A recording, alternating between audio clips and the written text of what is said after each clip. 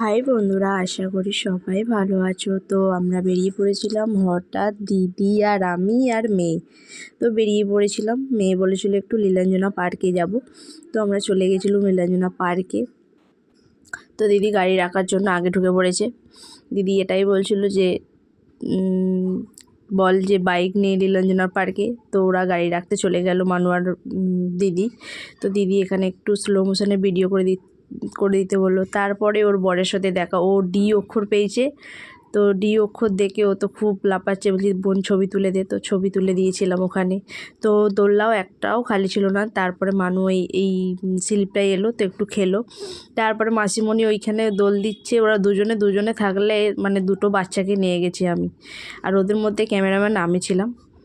যা আম্মাকে কিছু করে দেয় না, তাহলে ওদের করে দিয়েছি। এরা দুজন লুকোচুরি খেলছিল। এরা দুজনে থাকলে কি করে কি জানি। তারপরে এখানে খুব সুন্দর সুন্দর ফুল ছিল, খুব সুন্দর লাগছিল ফুলের বাগানটা, দারুণ লাগছিল।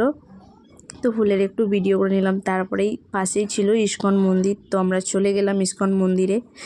তো দিদিকে হাই করতে বললাম, মানুকে হাই করতে বললাম, অনেকটা সন্ধে হয়ে গেছিলো।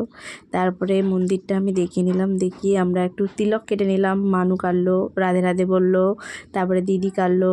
বললাম কি আমার ভিডিও করে দেয় না, খালি ওদের দুজনের ভিডিও হয়েছে, আমি ওদের ক্যামেরাম্যান হয়েছি ওদের।